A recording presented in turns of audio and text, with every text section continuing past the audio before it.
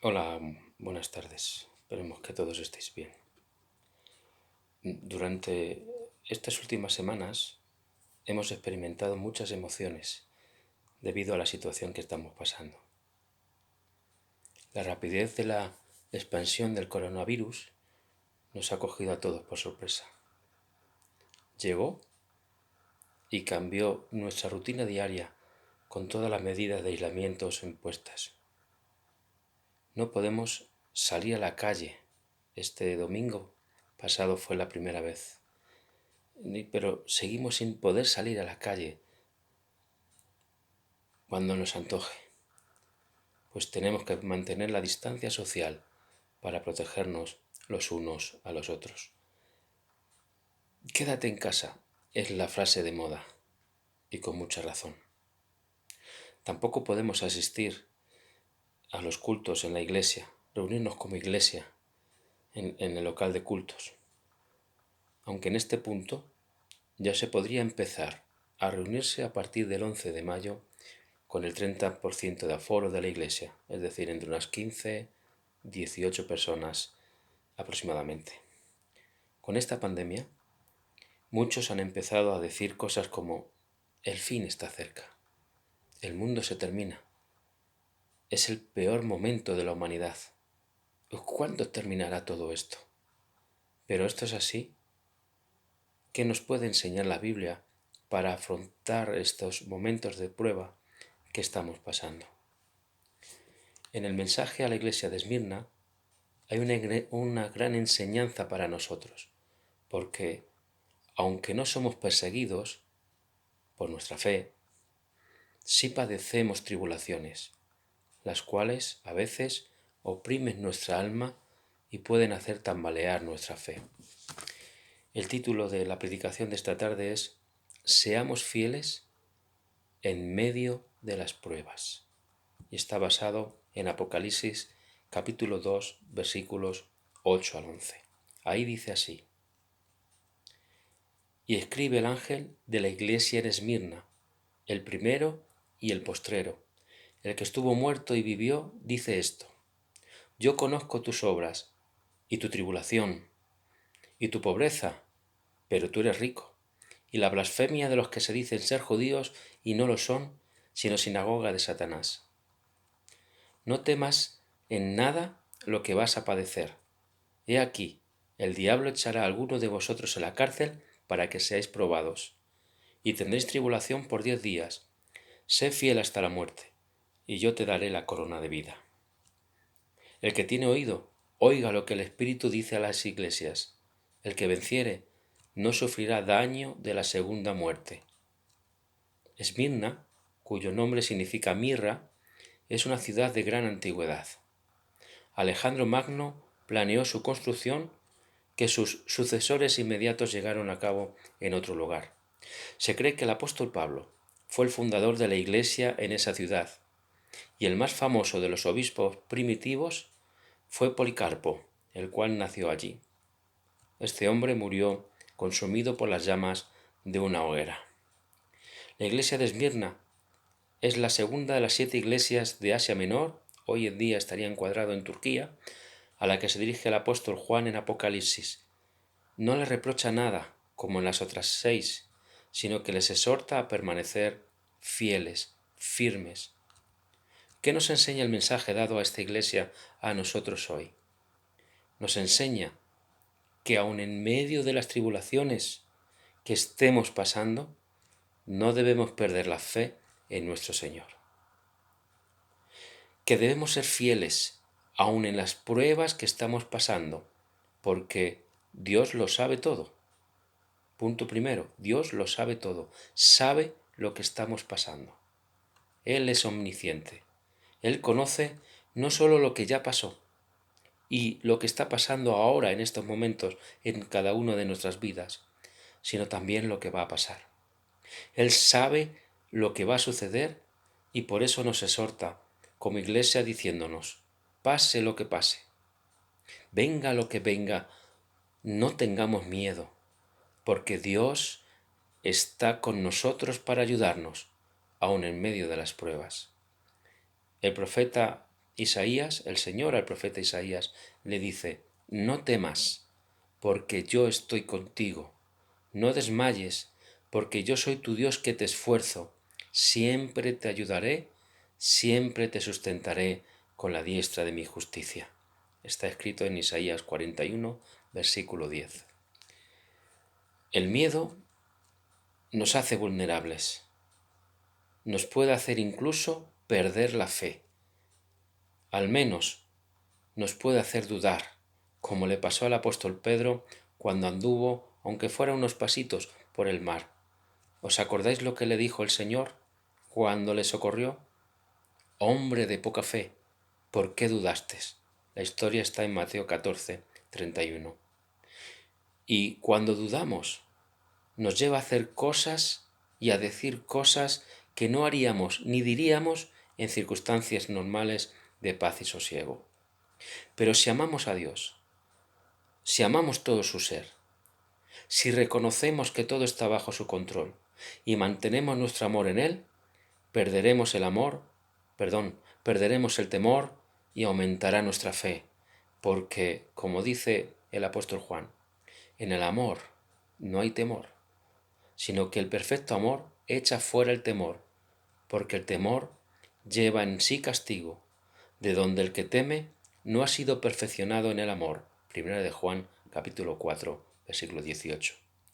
Cuando entendamos que todo cuando Dios permite que vivamos es por amor a nosotros, entenderemos también que no debemos temer nada.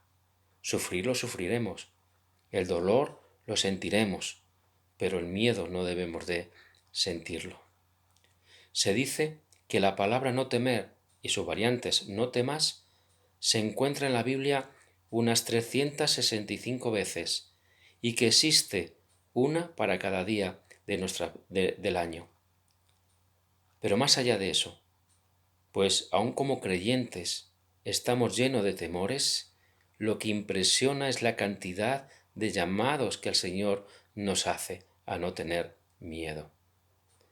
El Señor nos llama constantemente a no temer, a estar tranquilos, a confiar en su poder y su guía. No temas en nada, le dice el Señor a la iglesia en Esmirna. No temas en nada, nos dice el Señor a nosotros hoy. Pero una cosa que debemos tener claro es que Dios no promete para que dejemos de tener miedo. Dios no promete cualquier cosa para esto precisamente, para no tener miedo. No vemos que el Señor les prometa cosas materiales para compensar su temor y para avanzar y tener victoria en el temor. No les dice cosas como ánimo, que algo grande viene después de esta prueba. Y podemos pensar en cualquier cosa material. Tampoco en este caso el Señor les reprende por no tener fe para superar las pruebas, la pobreza y la persecución que están sufriendo. Lo que sí dice el Señor, lo que sí hace el Señor, es decirle incluso que ellos sufrirán pruebas aún más duras. Les avisa de lo que vendrá, mostrando que esto tiene como fin su perfección, aprendiendo a depender de Él. A sus discípulos y apóstoles y a nosotros hoy en día nos dice, yo soy la vid, vosotros los pámpanos. El que permanece en mí y yo en él, éste lleva mucho fruto, porque separados de mí nada podemos hacer, nada podéis hacer. Juan 15, 5. Sin el Señor no somos nadie, sin el Señor no podemos hacer nada. Tenemos que aprender a depender de Él, a permanecer en Él y que Él permanezca en nosotros. El Señor no nos promete cualquier cosa, hace mucho más que eso. Nos promete que en el mundo tendremos aflicción. Esa es una seguridad. Cada año de nuestra vida, cada semana de nuestra vida, cada día de nuestra vida tendremos aflicción. Pero nos promete también que si confiamos en Él, cada vez que tengamos aflicción, tendremos victoria. Pero confiad, dice el Señor, yo he vencido al mundo. Juan 16:33. Aun en las dificultades, como lo que estamos viviendo nosotros hoy, el Señor muestra su cuidado tierno para con nosotros, para con su pueblo. Así lo vemos, a lo largo y ancho de las Escrituras. Jesús nos cuida, nos ayuda, nos sana, nos alienta, nos salva, nos ama, para que nada ni nadie nos separa de Él. El apóstol Pablo le pregunta a la iglesia en Roma y nos pregunta a nosotros en esta tarde, ¿quién nos separará del amor de Cristo? ¿Nos separará tribulación, angustia, persecución, hambre, desnudez, peligro o espada? Romanos 8:35. No solo podemos, sino que debemos confiar en el Señor, el primero y el postrero, como un paréntesis cuando queremos resaltar algo que está bajo el abierto y el que lo cierra, el primero y el postrero, nosotros y las pruebas en medio del Señor, que nos cuida, que nos sana, que nos salva. Y Él es el que tiene poder de dar y quitar la vida. Él es nuestro Salvador. Por tanto, debemos estar tranquilos en medio de la prueba. Además, como enseñó Pablo, no nos ha sobrevenido ninguna tentación que no sea humana, pero fiel es Dios, que no nos dejará ser tentados más de lo que podemos resistir. ¡Qué promesa! Sino que dará también juntamente con la tentación la salida para que podamos soportarla. 1 Corintios 10:13. Segundo, debemos ser fieles aún en las pruebas que estamos pasando, porque Dios nos avisa de las pruebas que han de venir. El Señor está diciendo a su pueblo lo que sucederá, y esto deberá traernos tranquilidad a pesar de lo que implique, porque estaremos prevenidos, porque estaremos preparados, porque estaremos equipados. He aquí, dice en el texto que hemos leído en Apocalipsis 2:10, he aquí, el diablo echará a alguno de vosotros a la cárcel, para que seáis probados, y tendréis tribulación por 10 días. Avisa lo que sucederá. En la iglesia en Esmirna, algunos lo iban a pasar muy mal. Hoy en día, alguno de nosotros, con todo este tema de la pandemia, lo estáis pasando realmente mal. El diablo echará a alguno de vosotros en la cárcel. En esos tiempos en los que fue escrito el Apocalipsis, ir a la cárcel no era como en estos tiempos de hoy en día. No había beneficios, no había visitas, no había nada. Solo se sabía que en algún momento se llamaría al reo para ir al lugar de tortura y esperar la ejecución. Y si eso no llegaba, es que moriría antes en la fría soledad de la celda. Aunque alguno de nosotros lo estemos pasando mal, no debería ser una sorpresa el vivir en pruebas constantes. Así nos lo dice el apóstol Pedro. Amados, no os sorprendáis del fuego de prueba que os ha sobrevenido, como si alguna cosa extraña os aconteciese, sino gozaos por cuanto sois participantes de los padecimientos de Cristo, para que también en su revelación, o en la revelación de su gloria, os gocéis con gran alegría. 1 de Pedro 4, versículos 12 y 13. Nos dice el Señor hasta cuándo o cuánto durará las pruebas. El texto dice, tendréis tribulación por 10 días. Es decir, que las pruebas, las tribulaciones, no durarán para siempre.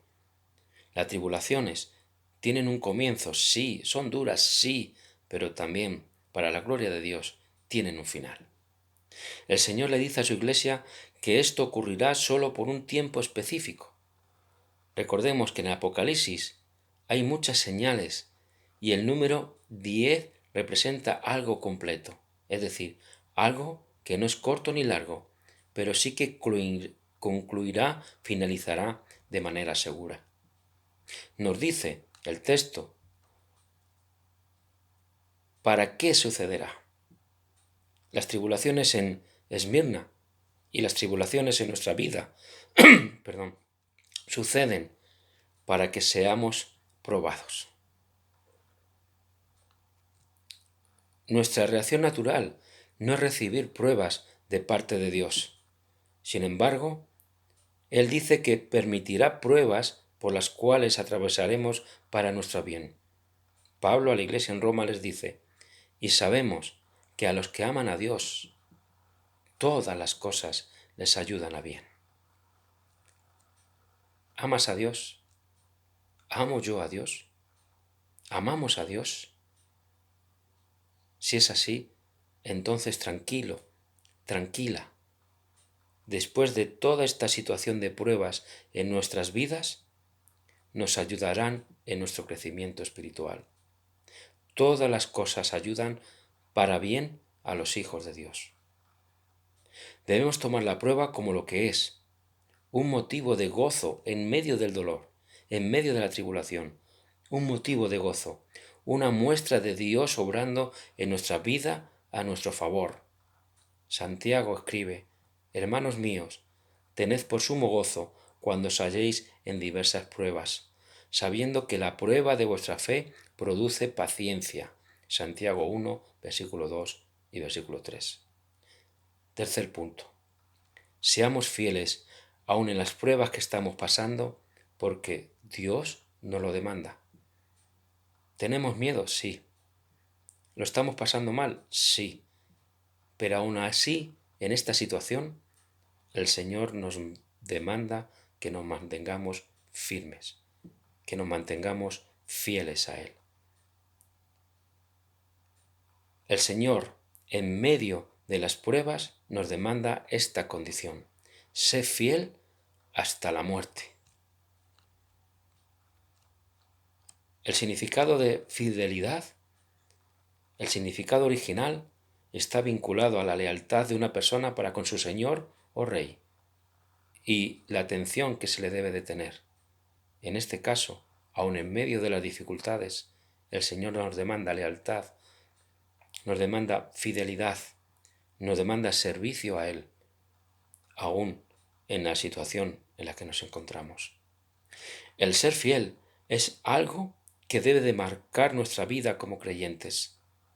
El Señor nos está llamando a serle fieles hasta la muerte.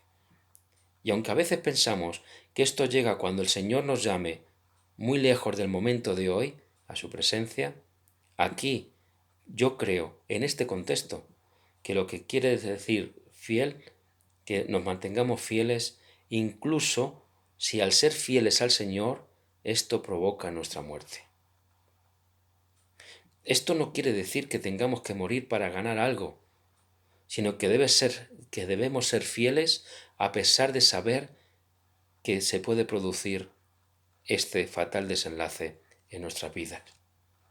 ¿Hasta qué punto estamos siendo fieles al Señor? ¿Estamos dispuestos a perderlo todo, incluso nuestra propia vida, por amor al Señor? La fidelidad del creyente debe estar puesta siempre en Cristo. Nuestra fidelidad debe estar puesta en nuestro Señor. Como creyentes, no somos verdaderamente fieles en nosotros mismos. Somos contados por fieles y podemos vivir una vida en progreso solo gracias a Cristo. Cuando nos acercamos a Él, se nos revela y de esta forma comenzamos a adquirir mayor fe y de manera progresiva vamos conociendo a Dios mediante su palabra. Si somos fieles al Señor, la victoria en las pruebas y tribulaciones está asegurada, no por lo que nosotros seamos capaces de hacer, sino por lo que Él hará seguramente en nuestro favor. Dependamos enteramente del Señor, pongamos nuestra mirada en Dios y busquémosle con todo nuestro corazón. Punto 4. Seamos fieles aun en las pruebas que estamos pasando, porque Dios nos dará consuelo en recompensas eternas. Sé fiel hasta la muerte, y yo te daré la corona de vida. El que tiene oído, oiga lo que el Espíritu dice a las iglesias. El que venciere no sufrirá daño de la muerte segunda, de la segunda muerte. Podemos ver dos recompensas en este texto para quienes seamos fieles a Él en medio de las circunstancias. La primera es que Él nos dará la corona de vida. En Esmirna había juegos deportivos como las Olimpiadas de hoy en día, en donde los ganadores se les premiaba con una corona de laurel que con felicidad y gozo ellos recibían como premio.